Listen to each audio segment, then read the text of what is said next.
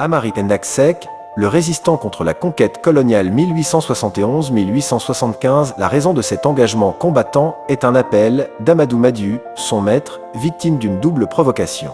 Dès le départ, les colonisateurs ont identifié l'islam comme une religion du refus et donc comme obstacle à leur projet colonial de domination et d'aliénation. Dès lors, l'éradication de tous les foyers islamiques était l'objectif stratégique majeur de la colonie.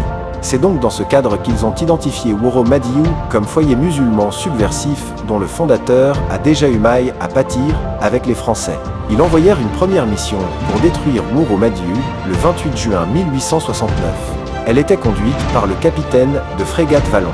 Wuro Madiu incendié fut reconstruit et demeura le même foyer musulman très actif. Les Français décidèrent l'envoi d'une seconde mission de destruction en 1871.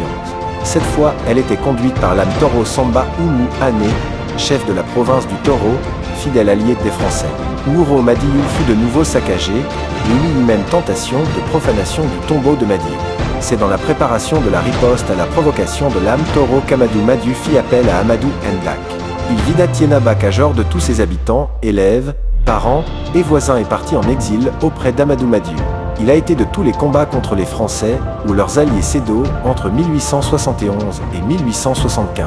Les principales batailles du djihad Madiank, bataille année adversaire cause directe.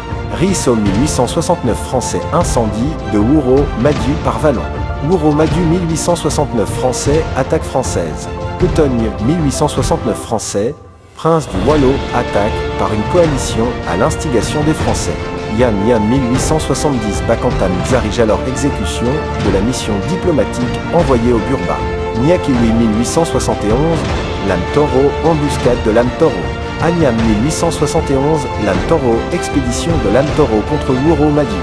Pit 1873 Ibra Almani assassinat de son disciple Samba Niae, bi par les habitants de Pit. Belel 1874 Lajor, Alburi, Ibra Almami, Mamadou Zili Amar anticipation d'une attaque concertée contre le Jolof. Koki 1874 Lajor, Alburi, Ibra Almami, Mamadou Sile Amar. Sac 1874 Dembawa riposte à une initiative solitaire des captifs de la couronne contre Koki. Kowan 1874 Lajor et Alburi attaquent à l'initiative de Sheikhs.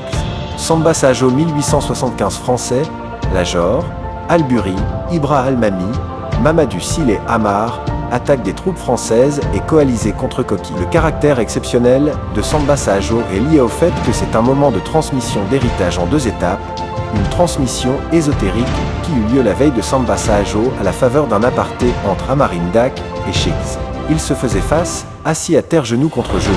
Le maître parlait, le disciple écoutait des secrets écrits nulle part, mais transmis de bouche à oreille, de cœur à cœur dans les ultimes moments de vie magistrale. Quant à la transmission profane devant témoins, elle eut lieu à l'aube de Samba Sajo. Amari Ndak était donc un élément clé dans le dispositif du djihad, de par sa cohérence et son rôle stratégique d'imam. C'est pourquoi à la disparition d'Amadou après Samba Sajo, il fut son principal héritier et devint dès lors un guide religieux accompli. Au-delà des péripéties militaires, le djihad d'Amari Ndak est un espace tant de révélation de ses qualités et de ses attributs. Certaines étapes ont révélé ses qualités exceptionnelles. Le départ et la route vers le djihad témoignent de l'élégance et l'esprit de sacrifice d'Amari Ndak. La rencontre avec Sékou Amadou a révélé son sens de la courtoisie du haut maître Warma. La bataille de Nyakiwe le révélateur de son érudition. Celle de Sac le révélateur de sa bravoure.